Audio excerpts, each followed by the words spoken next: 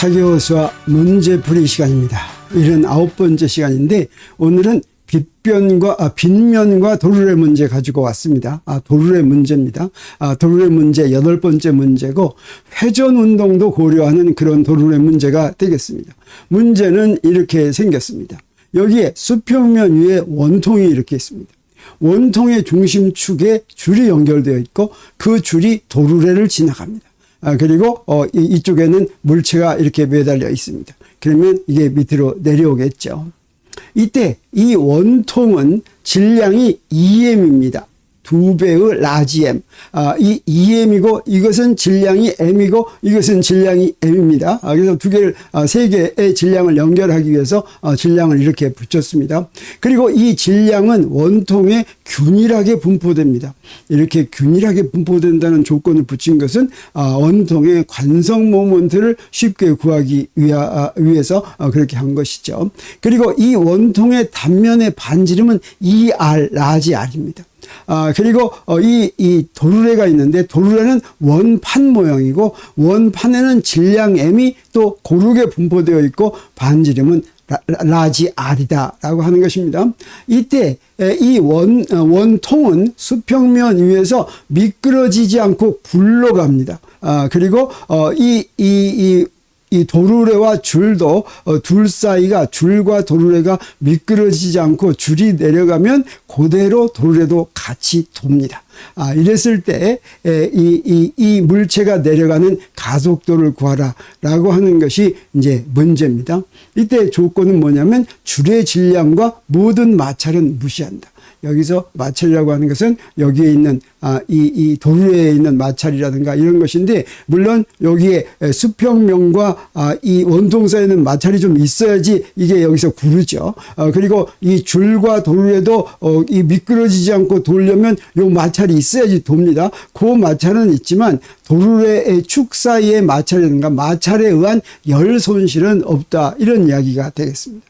그러면 지금 이런 원통이 회전하고 도르래도 회전하는 회전 운동은 어떤 경우에 이제 다루게 되냐면 크기를 갖는 물체의 운동은 두 가지로 구분할 수가 있습니다. 그 두 가지가 하나는 병진 운동이고 또 하나는 회전 운동인데 병진 운동이라고 하는 것은 물체가 이동할 때 물체의 각 부분이 이동한 변이가 다 똑같은 그런 운동을 병진 운동이라고 합니다. 그래서 여기 이 물체가 있다면 물체가 이렇게 이동하면 이렇게 이동하면 이게 병진 운동이라고 할 수 있습니다. 병진 운동은 이렇게 직선 운동만 병진 운동이 아니라 원 운동도 병진 운동의 원 운동을 할 수가 있다고 얘기할 수가 있습니다. 특히 병진 운동이 직선 운동을 할 것 같으면 이때는 변이 하나만 그 물체의 한 부분에 어떤 한 부분의 변이를 이용해서 1차원 직선 운동으로 기술할 수 있다. 이렇게 얘기할 수가 있습니다. 그리고 이 크기를 갖는 물체가 전체적으로 병진 운동하지 않고 크기를 갖는 물체의 어떤 한 부분이 움직이지 않는 그런 곳이 있으면 이게 바로 회전축이 됩니다. 그래서 회전축을 중심으로 회전을 할 것 같으면 회전 운동할 때는 어떠냐면 물체의 각 부분의 변이가 어떻습니까? 다 다르죠. 그렇지만 무엇은 다 똑같냐면 회전각은 다 똑같습니다. 그래서 회전각이라는 하나의 변수를 이용해서 이 회전축 주위의 회전 운동은 바로 회전각을 이용해서 1차원 직선 운동과 똑같은 방법으로 기술할 수가 있는데 일반적으로 크기를 갖는 물체가 일반적으로 움직이면 그때는 병진 운동과 회전 운동이 섞인 운동을 하게 되는데 수학적으로 무엇이 증명이 되어 있냐면 그런 일반적인 운동이 언제나 순수한 병진 운동과 순수한 회전 운동의 합으로 기술할 수 있다고 하는 것이 증명되어 있습니다. 그러면 병진 운동은 어떻게 기술하냐면 무엇을 기술하냐면 병진 운동의 운동 방정식으로 기술합니다.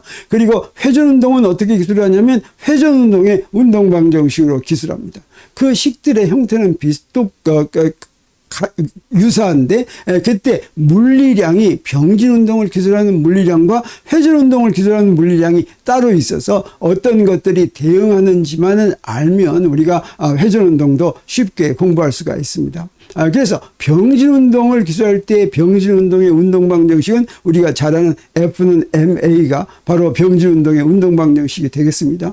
그 다음에 회전 운동의 운동 방정식도 이것과 같은 형식인데 힘을 이용하지 않고 힘에 의한 토크, 그 다음에 토크는 I 알파. 이 토크, 이 타우는 토크고, 그 다음에 이 I는 관성 모먼트입니다. 그리고 알파는 각가속도가 되겠습니다. 이 토크와 관성 모먼트와 각가속도를 어떻게 구하는가 하는 것은 우리가 이제 공부를 하게 되겠습니다. 그러면 이런 병진운동과 회전운동을 기술할 때 백타량의 경우에는 우리 1차원 운동의 경우에는 부호로 방향을 이제 정할 수가 있습니다. 그래서 백타량 병진운동에서는 어떻게 하냐면 좌표축의 방향을 먼저 정합니다. 이 좌표축의 플러스 방향은 내 마음대로 내가 먼저 정하는 것입니다. 그래서 좌표축의 플러스 방향을 정하고 그 방향을 향하는 백타량은 플러스 숫자로 양수로, 그 반대 방향을 향하는 물량은 마이너스 숫자로 음수로 이렇게 표현합니다. 그래서 여기에 기준계를 이렇게 정해서 오른쪽을 플러스 X 축 방향이고 위쪽을 플러스 Y축 방향이다라고 한다면 내가 어떤 물체를 이렇게 지금 민다고 할 때 이 물체가 받는 힘은 여러 가지 힘이 있죠. 아랫방향으로 중력이 있고 윗방향으로 수직항력이 있고 내가 미는 힘이 있고 마찰력이 있고 그렇죠. 그러면 수평 방향의 운동 방정식은 어떻게 되냐면 이 수평 방향의 이 힘하고 이 내가 미는 힘하고 마찰력이 오른쪽을 플러스 방향으로 정했으니까 이 내가 미는 힘은 플러스 수로 그 다음에 마찰력은 마이너스 수로 이렇게 표시합니다. 그래서 플러스 라지 F 마이너스 스몰 F는 MAX 이렇게 병진운동의 운동 방정식을 세울 수 있다고 하는 것이죠. 그러면 회전운동의 경우는 어떠냐? 회전운동은 반드시 회전축을 먼저 정해야지 됩니다. 회전운동에서는 회전축에 대한 회전운동이 되겠습니다. 물론 실제 회전축에 대해서 이제 회전하는 경우도 있지만 회전하지 않는 평형 조건이나 이런 경우에는 회전축을 내 마음대로 정할 수도 있습니다. 그래서 회전축을 정한 다음에 그 회전축에서 회전하는 플러스 방향을 내 마음대로 정합니다. 어떤 회전축이 있으면 그 회전축에 대해서 시계 방향으로 회전하는 수도 있고 반시계 방향으로 회전하는 수도 있겠죠. 이 두 방향밖에 없습니다. 그러면 한 방향을 시계 방향을 플러스 방향으로 정했다고 하면 그 시계 방향으로 회전하는 물량은 양수 플러스 수로 표시하고 반시계 방향으로 회전하려고 하는 물량은 음수로 표시하면 되겠습니다. 그래서 어떤 물체가 이렇게 있다고 하겠습니다. 그리고 여기가 바로 회전축이라고 하겠어요. 여기서 이놈이 왔다 갔다 한다고 하겠습니다. 그러면 좌표축을 이렇게 정해놓고서 우리 이 물체 여기에 이 물체를 지나가는 물체의 중심을 질량 중심을 지나가는 선 여기 있는 질량 중심에 이렇게 중력이 작용한다고 하면 우리 무엇을 정하냐면 여기서 이제 여기 이 회전축에서부터 이 질량 중심까지의 거리를 L이라고 하고 그 다음에 여기에 밑에 내려진 요 기준선에서 요쪽 지금 회전한 각을 세타라고 한다면 이때 우리 회전의 방향을 반시계 방향을 플러스로 정하자. 이건 내 마음대로 정하는 겁니다. 그리고 사실은 요 세타가 커지면 커질수록 반시계 방향으로 갈수록 커지는 거죠. 그러면 이때 반시계 방향을 플러스 방향으로 정하는 게 좋겠습니다. 그러면 토크는 어떤 힘에 의한 토크인데 이 중력에 의한 토크는 중력이 이렇게 작용하면 이건 어디로 돌아가게 만듭니까? 이 시계 방향으로 돌아가게 만들죠. 그래서 반시계 방향을 플러스 방향으로 정했으니까 시계 방향으로 돌아가는 토크는 마이너스가 되겠습니다. 음수로 표시합니다. 그래서 토크는 중력에 의한 토크는 마이너스. 그 다음에 토크는 어떻게 구하냐면 힘의 크기에다 무엇을 곱하냐면 그 회전축에서부터 힘까지의 거리입니다. 회전축에서부터 힘까지의 거리는 힘의 작용선의 수선을 내려고 하는 것입니다. 여기서 여기까지 저 작용 전까지의 거리가 아니라 작용선의 수선을 내려고 하는 거니까 여기 이렇게 하고서 작용선의 수선을 그러면 어떻게 돼요? L 사인 세타가 바로 요 거리가 되죠. 요 거리. 그래서 mg하고서 L 사인 세타 한 것이 토크의 크기가 되고 여기에 마이너스를 붙인 것이다. 이렇게 얘기할 수가 있습니다. 그래서 이 토크 계산하는 게 조금 그 힘의 크기에다가 힘까지의 거리를 계산하는 게 여기 좀 복잡하니까 이걸 조금 연습해 보도록 하겠어요. 어떤 경우를 연습하냐면 여기 벽에 지금 사다리가 하나 있다고 하겠어요. 벽에다가 사다리를 이렇게 받쳐놨습니다.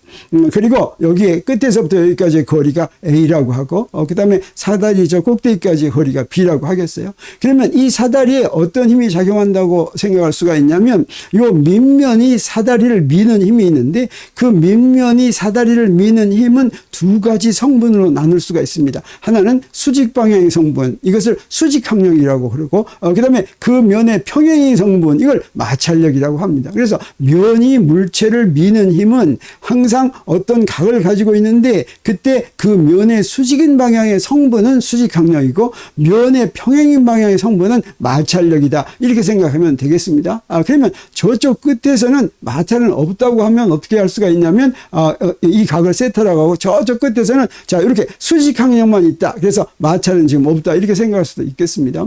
그리고 이 사다리의 중심에 이 사다리 무게가 걸리겠죠. 지구가 사다리를 잡아다니는 중력입니다. 그래서 요 가운데에 걸린다고 하고 사람이 여기에 위에서부터 3분의 1인 지점에 사람이 올라서 있다면 질량이 스몰 m인 그런 사람이 서 있다면 그 사람이 사다리를 미는 힘, 누르는 힘이 스몰 mg가 되겠죠. 이런 이 사다리에 하나, 둘, 셋, 넷, 다섯 개의 힘이 작용한다고 하고 이 다섯 개의 힘이 사다리에 작용하는 토크를 한번 구하기로 하겠습니다. 이런 토크를 구하려면 뭘 먼저 정해야 되냐면 토크라고 하는 것은 회전축에 대해서 작용하는 토크니까 회전축을 먼저 정해야지 됩니다. 그리고 그 토크는 항상 힘의 크기에다가 회전축에서 그 힘의 작용성까지의 거리를 곱한 것과 같다라고 하는 겁니다. 그래서 먼저 회전축을 하나 정하겠습니다. 회전축과 플러스 방향을 먼저 정합니다. 그래서 여기 밑에 여기를 회전축이라고 하고 플러스 방향은 반시계 방향을 플러스 방향이라고 하기로 하겠습니다. 그러면 먼저 여기에 마찰력에 의한 토크는 어떻게 될까? 마찰력은 어떻습니까? 회전축을 지나가죠. 이 말은 무슨 얘기냐면 회전축에서부터 마찰력까지의 거리가 0이다라고 하는 걸 알 수 있습니다. 그래서 마찰력에 의한 토크는 0입니다. 그리고 이 첫 번째 수직항력도 마찬가지로 회전축을 지나가니까 이 회전축을 작용선이 회전축을 지나가면 힘의 작용선이 그러면 그것은 토크가 0이 됩니다. 그래서 이 수직항력에 대한 토크도 0이다라고 할 수가 있습니다. 그러면 이 중력 라지 mg에 대한 토크는 어떤지 보겠어요. 이 라지 mg는 사다리를 회전축에 대해서 어떤 방향으로 돌게 합니까? 반시계 방향으로 돌게 하죠. 이건 플러스가 되겠습니다. 그래서 플러스 힘의 크기에다가 그 다음에 회전축에서 mg의 작용선까지의 거리는 어떻게 됩니까? 저 중심에 있으니까 a의 절반이 되겠죠. 그래서 2분의 1을 곱해야지 됩니다. 그래서 2분의 1 mga가 바로 토크가 되겠습니다. 그리고 저기 사람이 미는 저 스몰 mg에 의한 토크는 얼마냐면 요 mg 곱하기 저 작용선까지의 거리는 어떻게 되겠어요? 3분의 2a가 되죠. 그래서 요거는 3분의 2 스몰 mga 이렇게 되겠습니다. 그리고 마지막으로 저 수직항력 n2는 어떻게 됩니까? 이때는 회전하는 방향이 어떻게 돼요? 네, 시계 방향이죠. 그건 플러스 방향과 반대 방향이니까 부호가 마이너스가 되겠습니다. 그리고 힘의 크기는 n2고 회전축에서 저 힘의 작용선까지의 거리가 얼마가 됩니까? 저 b가 되는 거죠. 그래서 마이너스 n2b가 되겠습니다. 그래서 우리 회전축을 알고 힘을 알면 항상 토크를 어떻게 구하는지 알 수가 있겠죠. 확인하기 위해서 한 번 더 해보겠습니다. 이번엔 회전축을 저 위로 붙여보기로 하겠어요. 이 O'를 회전축이라고 하고 이번에는 플러스 방향을 시계 방향으로 하기로 하겠습니다. 그러면 저 N2에 의한 토크는 얼마겠습니까? 이건 그 회전축을 지나가니까 0이죠. 그리고 스몰 mg는 어떻게 됩니까? 스몰 mg는 플러스죠. 그리고 거리가 어떻게 됩니까? 회전축에서부터의 거리가 3분의 1 a죠. 그래서 3분의 1 mga 이렇게 되겠습니다. 그리고 라지 mg는 어떻게 됩니까? 이거 플러스죠. 저 시계 방향으로 돌게 하죠. 그리고 mg에다가 거리는 저 회전축에서 작용선까지의 거리는 2분의 a니까 2분의 1 mga 이렇게 되겠습니다. 그리고 여기에 이제 n1은 어떻게 되겠습니까? 왜 n1은 반시계 방향이니까 마이너스가 되겠습니다. 그래서 n1 곱하기 n1까지의 거리는 바로 뭐예요? a죠. 그래서 a를 곱한 게 되겠습니다. 그러면 마찰력에 의한 건 어떻게 되겠습니까? 마찰력에 의한 건 시계 방향으로 돌게 하니까 플러스가 되죠. 그리고 거리는 어떻게 됩니까? 저 회전축에서부터의 거리는 b니까 플러스 fb 이렇게 되겠습니다. 그래서 이제 우리 토크는 우리 어떻게 구하는지 잘 알았다고 할 수 있습니다.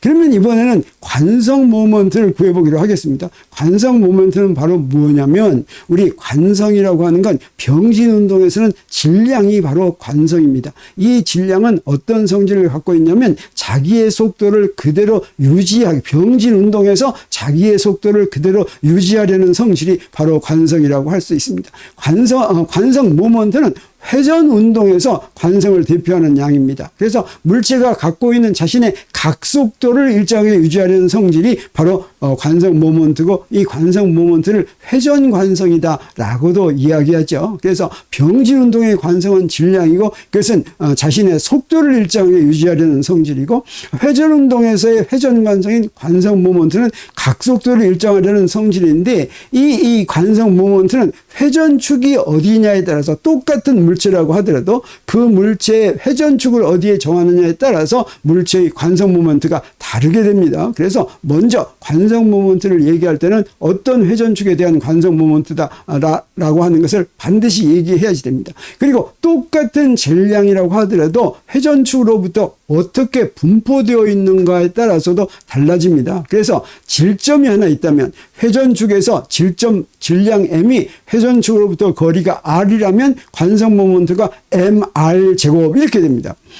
그래서 여러 개의 질점으로 되어 있다면 어떻게 되냐면 여기 질량이 m1, m2, m3인데 회전축은 이거라고 하겠어요. 그러면 이때 이렇게 세 개의 질점으로 된 시스템의 전체 관성 모먼트는 각각 질점의 관성 모먼트를 더하면 됩니다. 하나하나의 관성 모먼트는 우리 다 알죠? 그게 바로 뭐라고 그랬습니까? 네, 처음 거는 M1R1 자성이고, 두 번째 건 M2R2 제곱이고, 세 번째 건 M3R3 제곱이죠. 근데 이 R1과 R2와 R3라고 하는 것은 회전축에서부터 그 질점까지의 거리가 되겠습니다. 그 거리는 바로 무엇입니까? 질점에서 회전축까지 수선을 내려간 거리죠. 원점에서 이렇게 간 그 거리가 아닙니다. 그래서 M1R1 제곱 더하기 M2R2 제곱 더하기 M3R3 제곱, 이렇게 질점이 모여있는 물체의 관성 모먼트는 이렇게 그리고, 그래서 N개의 질점이 있다면 이렇게 더하기로 이렇게 N개를 표시할 수가 있겠죠.